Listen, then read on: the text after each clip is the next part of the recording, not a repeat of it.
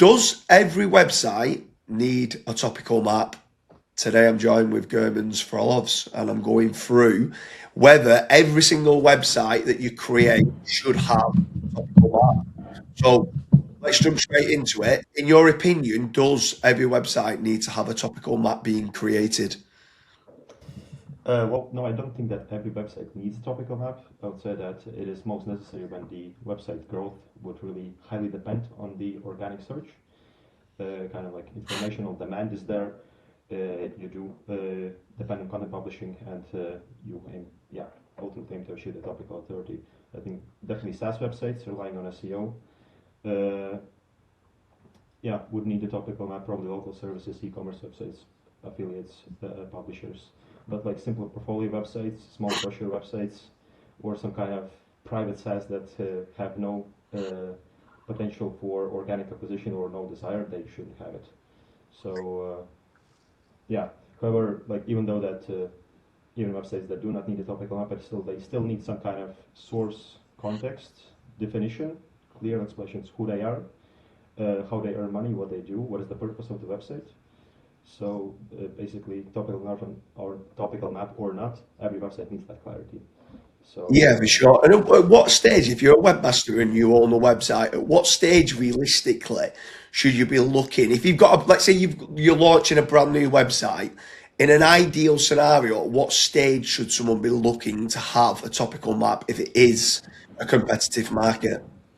yeah, so if it is a competitive market and the organic search is expected to be a very important acquisition channel, then I think the topical map should be created from the start, even ideally before the website is launched. And also, of course, content briefs need to be created. Content needs to be created before the website launch. There's a trick actually, even I think in one of your podcasts with Koray and Carl Hudson, Koray mentioned a trick about adding some links, creating social foundational links and so on, and then preventing Googlebot from crawling. That kind of made Googlebot irritated and made it want to come to the website and see what is the information. I tried that on some of the websites as well, and it does work. The first, let's say, indexation is quite fast once you do that trick, and then once you launch, you do a proper content, let's say, launch with quite a big bang. And yeah, it really depends. If you can execute it that way, that you can do all the work before the website launch, then that would be more desired, let's say. And then let's say someone's got an existing website and they're starting to understand now semantic SEO is important. They've learned from people like yourself and Pavel and Lewis and Corey, and they're like, okay, I understand now that I need a topical map, but they've maybe got 100 pages out there. They know they've got some gaps in what they need to cover. How much more difficult, in your opinion, is it when you're creating a topical map for an existing site? It is a little bit more difficult. It requires a little bit more work because I kind of like split it into two processes typically. Then I try to, of course, take advantage of the data that we have in Google Search Console. Probably see what the website already ranks for, using and use that information for the topical map creation. So create the topical map and then integrate the existing pages where possible in that topical map, but also make those content kind of like decisions around whether the same page needs to be there, the existing page. Maybe we need to consolidate it, maybe we need to delete it. More likely than not, there's going to be some noisy or kind of like dirty data in that existing website.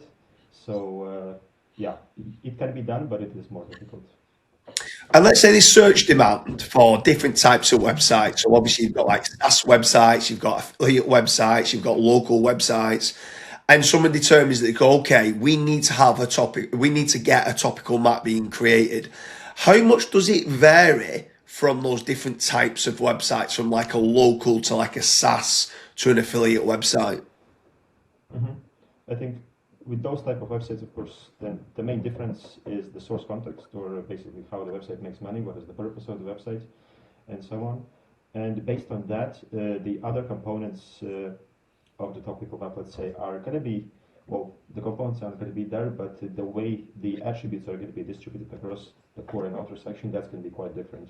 So, for example, for affiliates, you would want to basically rank for best X, Y, and Z, best for X, Y, and Z product, plus maybe some kind of contextual layer for adults of this age and so on. You need to cover reviews, comparisons. Those would be the main attributes. And probably depending on the product, maybe go deeper into the elements of the product. Let's say if it's probably like electrical scooter, probably battery life, speed range, and so on. For e-commerce, it's going to be different again. You probably have category pages, let's say scooters by type, brand, price, maybe different parts, accessories, shipping, warranty, and things like that would be more important. And then for a local website, again, it's the same kind of like niche industry, but the things that you are going to be processing in your core and outer section are going to be different again. In the core section for your, let's say, repair service business, you would talk about how to repair, like, can I repair this near me? Let's say if I broke the tire, I need to change the charging, brakes are not working, how to get the service near me. So although the niche of the industry is the same, the things that you process and where you put them, core and outer section, that's going to be quite different. Yeah, and then with regards to, let's say, I'm going to give I'm going to role play like an example of a website. So let's say you're a construction company, and you're a local business, and you've done an existing topical map, and you understand that the monetization method and the source context is that you build, let's say, swimming pools, and you're a construction company, right? But you're then thinking to yourself, from a monetization point of view, further down the line, that you want to now start providing training, and it's a completely different monetization method, and you might put it in a subfolder, or you might decide to put it in a subdomain. Can a website have multiple topical maps? And have you ever done that before? Um, yes, I think definitely websites can have like multiple topical maps, but I would more think about them like segment or section, the website section maps, and they're fine as long as they belong to the same kind of like business universe. But they can be harmful when you create them completely separate and unrelated from the main website. Like in your example, I think it could work. You mentioned training for It how was to do more it going to be, what I yourself, was going to or say, it was more going to be training for the maintenance of the swimming pool. So there's a construction company of swimming pools, but then they seem to keep being asked, okay, like chlorine levels and stuff like that. And it's mm, more about how they should be maintaining it moving forward. But that's not part of their main source context of them as being a construction company. But they want to provide the training and the PDFs and the online training to say, this is how you maintain it moving forward. Would that require a different topical map because it's got a different source context and stuff? yeah, definitely kind of like different topical map or segment map, let's say, and then as long as both are connected, I think it is the end of the, let's say, buyer journey, but then kind of a continuation of the life cycle post-purchase. I think it completely makes sense and could be separated in the same website in a different section and connected from the business context to that, from the main business to that, let's say, supplementary business context as well in a good way. Yeah, so if we're looking at the opposite then, at what point can a topical map be a distraction? Like if someone's like, they've understood semantic SEO and they seem to now be obsessed with topical maps and they're trying to do all these different types of topical maps, at what point would you say, no, step back, chill out, like it's now becoming a distraction? Yeah, you're right. It's I started seeing that like a couple of years ago, and the whole, let's say, framework and the whole concept of topical maps was a little bit romanticized quite a bit, and many people were for it, and some were maybe against it. But I would say it could be an overkill and maybe a distraction when the business is not considered. Let's say when the business is using it before it has actually clear product market fit and the reason to build that organic authority.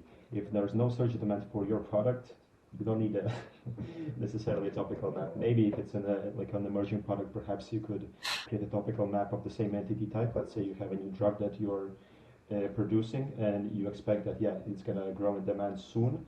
So you could create a topical map similar to how you would create topical map to the same entity type for other drugs, side effects, whatever symptoms. If something happens, what are the ingredients, what are the benefits, and so on, how to use it, right?